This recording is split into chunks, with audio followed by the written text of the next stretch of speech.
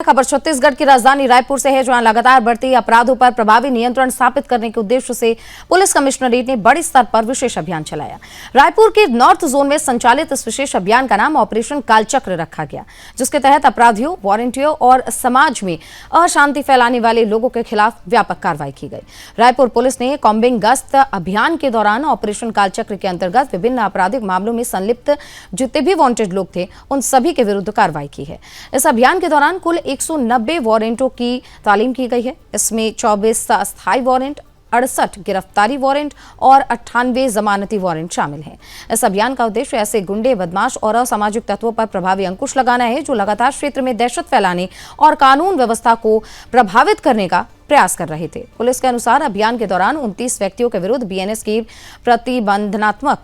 धाराओं के अंतर्गत कार्रवाई की गई है। इसी के साथ आबकारी अधिनियम के 8 प्रकरणों और आर्म्स एक्ट के 3 प्रकरणों में भी अपराधियों के विरुद्ध वैधानिक कार्रवाई की गई है। रायपुर पुलिस का कहना है कि अपराध नियंत्रण और कानून व्यवस्था को मजबूत बनाए रखने के लिए इस प्रकार के विशेष अभियान आगे भी जारी रहेंगे। देखिए, आप जानते हैं जैसे कि लगातार हम लोगों ने जो कॉम्बिंग गश्त है और उसके अलावा जो विभिन्न प्रकार की कार्रवाई होती है, उसको कंबाइन करके एक ऑपरेशन कालचक्र नाम दिया है, जो कि नॉर्थ जोन में ये चौथी बार किया जा रहा है, जिसमें विगत 3 बारों में हर बार 200 से अधिक अपराधियों को पकड़ के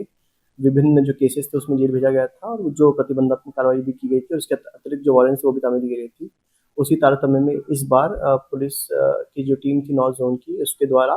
जो 5 पुलिस स्टेशन और एक चौकी, उनके द्वारा तकरीबन 190 वारंट, जिसमें 24 स्थायी वारंट, 68 गिरफ्तारी वारंट और 98 जो आपके थे वो जमानती वारंट और इसके अतिरिक्त 8 आबकारी के जो केसेस थे वो किए गए हैं और 3 लोगों को आर्म्स किया गया है। इसके अतिरिक्त तकरीबन 25 लोगों को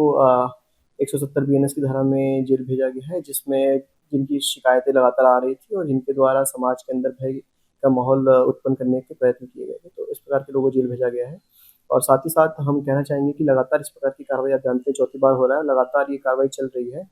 और इसके अतिरिक्त भी हम लोगों से भी रिक्वेस्ट करेंगे कि अगर उनके पास में किसी ऐसी असामाजिक तत्व के बारे में सूचना आती है, तो आप हमें संपर्क करें और हम उसके ऊपर निश्चित ही